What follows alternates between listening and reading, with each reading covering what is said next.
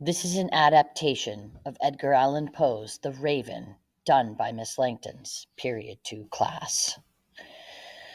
On a gloomy, sad, and dull night, a man is sitting up at midnight thinking deeply about something while reading a strange set of books. He is tired and not feeling physically strong, so much so that he is almost asleep. At once he hears a soft knocking at the door of his room. He says out loud to himself that the sound is most likely someone who is visiting him. He starts to think that it is pretty late for a visitor, so to keep himself from becoming scared, he says again, "It is just someone visiting. It can't possibly be anything else." It's a cold December night. The man is sitting by the fireplace, and the flames of the dying fire are casting shadows like a ghost. He is sitting in his library, distracting himself with books, so he does not have to just think of his lost Lenore, who sadly passed away. The movement of the curtains even seemed sad to him. Watching these curtains rustle and listening to the knocking was turning his life miserable and quite scared. To calm himself and his quickening heartbeat, he repeated to himself that it was just some visitor who had come to see him at late hours and nothing else. After a short time, the man had a little bit of hope that his dead wife Lenore would be around. Not hesitating any more, "Sir," he said, "or madam." He explained how the knocking was disrupting the quiet, yet he was sleeping, and in the night the raven came tapping at the door. The man hoped it was Lenore. He opened the door and there was nothing there. He's looking at the room of his door. He's looking into the darkness, wondering what's out there in the dark. He stood a long time wondering, scared of what might knock on his door. His imagination starts working. Then he imagines his wife's ghost out there. The silence was broken, and the darkness gave him a proof of anything that knocked on his room's door. The only words that were said were, "Lenore," the man said, calling for his wife. Then an echo came saying, "Lenore." It was this and nothing more. A man is sitting by a window and he hears tapping. The sound gets louder and louder as time goes on. He knows something is at his window, but what it is he doesn't know. The man starts to get anxious about his feelings and emotions as he gets closer to the window, wanting to see this mystery at his door. The man is scared but tells himself that it's the wind and nothing more. After deciding the knock is just the wind, he goes to investigate. The man throws open the shutters, making a loud bang, and in flew an important-looking raven. He seemed to be rude, ignoring the man, and instantly landed on top of the chamber door, sitting on the Goddess of Wisdom statue. The raven sat there and studied its surroundings, but did nothing else. After the man decides the tapping is just the wind, he flings the shutter open with a loud bang. A raven flies into the man's room and lands on the Greek goddess of wisdom just above his door. The man watches as the raven sits on his statue and does nothing but sit.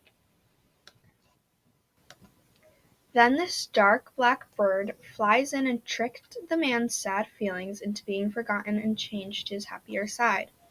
He is amused by the raven because of the serious face he wears. The narrator says, "I'm sure that I'm not a coward," showing that he is not afraid of the bird. He thinks the bird might be a messenger from hell, so he asks him what his name is. The raven tells the man that his name is Nevermore.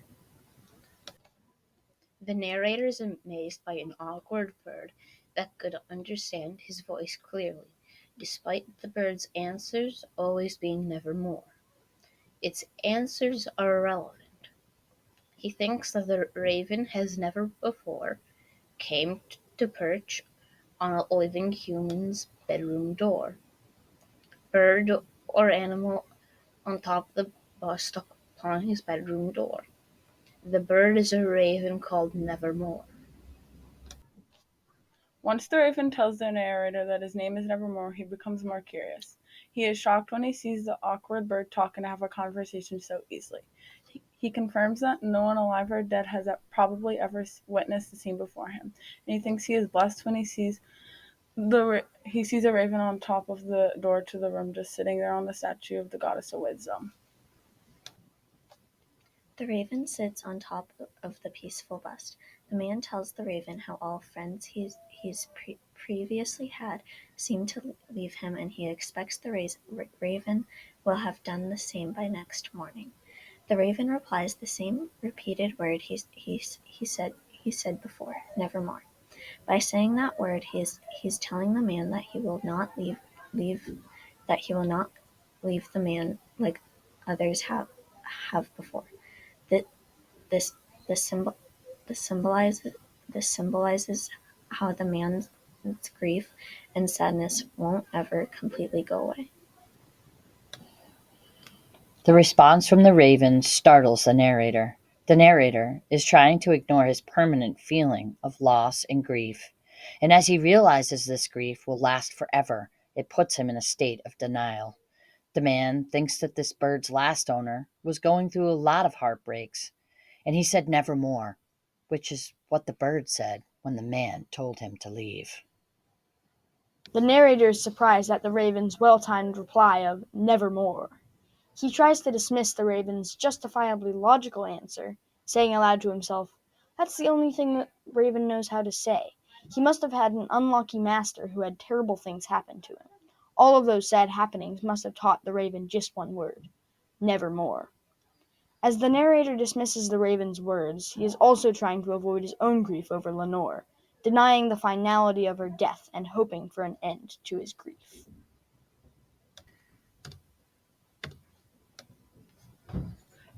After the third time saying nevermore, the raven looked at the man amusingly, making his imagination waver, even causing him to grin. Immediately the man ran to his cushioned chair, pushed the chair with all his strength in front of the statue on his door, where the raven was perched. The man sat down, relaxed into the chair. He made himself sit there, while he tried to think what the raven means, as he bounces from happy thought to happy thought, thinking about an out-of-date dark bird. What does the gray, unpleasant, dark, and sad bird of the past mean by nevermore? The man sits there thinking of ideas to explain why the raven is sitting on the goddess of wisdom and what he means when the raven continuously says nevermore. He feels as though its fierce eyes could see straight through him, straight to his heart and his soul. As he continues to wonder and be lost in his thoughts, he reclines in a chair with a soft velvet cushion and a lamplight shining on the room. With the cushion gleaming in the lamplight, it makes him remember the heart-wrenching reminder that Lenore will never get a chance to touch and feel that soft velvet cushion again, now that she has passed on. As the man sits there trying to figure out the raven's behavior, he made sure not to say anything out loud. Knowing that the bird couldn't hear him, he still felt his fiery eyes burn into his core. He continues to relax on the soft velvet cushion with the lamplight lighting up the room. He then comes to a sad realization that Lenore will never get to touch that cushion again because she is gone.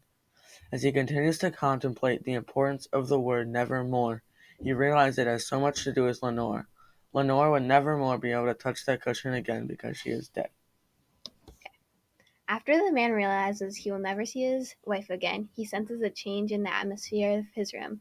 His way of being relaxed quickly changes into panic. He hallucinates angels bringing him down a memory-lost substance from the gods above.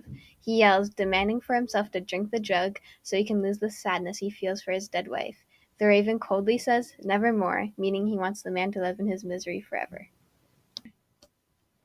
I speak for God, the man yelled in distress. Thing of evil, in the name of God, if bird or devil, he pointed at the raven, on the brink of madness. Whether Satan or devil sent to me, whether Satan or devil tossed here, wondering where the raven had come from, if sent by evil or not. Lonely and solitary, yet to not back down to fear, on this desert land enchanted, in my home haunted by horror. Tell me truly, I ask in urgency, is there a place for me to heal my grief? Tell me, I demand. He begged to know if his pain could ever be healed, despite knowing it was the bird that likely lacked more vocabulary than nevermore. He desperately wanted to answer his questions. Nevermore, the raven squawked back at the man. The man taking this as no, leading him further to insanity. The man shouts at the raven, I speak for God, wishing the raven to answer his question of if he'll ever be reunited with his beloved wife Lenore.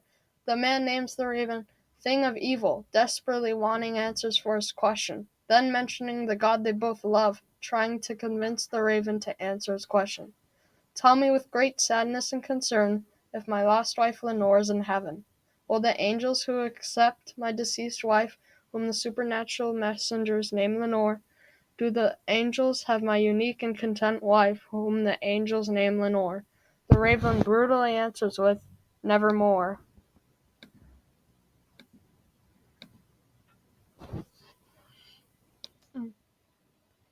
I hope the word nevermore is your sign of leaving, raven or evil spirit, the man shouts, angered by the answer while getting up.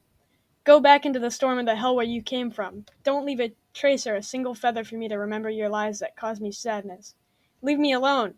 Get off the statue on top of my door. Stop making me feel pain and sadness. And get off my door. Get out of my life and never come back, the man yells, getting more and more angry, finally losing his sense of logic. Nevermore, said the raven, confirming he will never leave. The raven is still sitting, not even flying, on the pale white bust of Pallas Athena above the man's library door. When the man looks into the raven's eyes, he sees a devil and a bird. The light glowing behind it projects the raven's shadow on the floor, and the man finally understands what the raven means. He will always be trapped in his grief. He will never be happy, and he will see his beloved Lenore never more.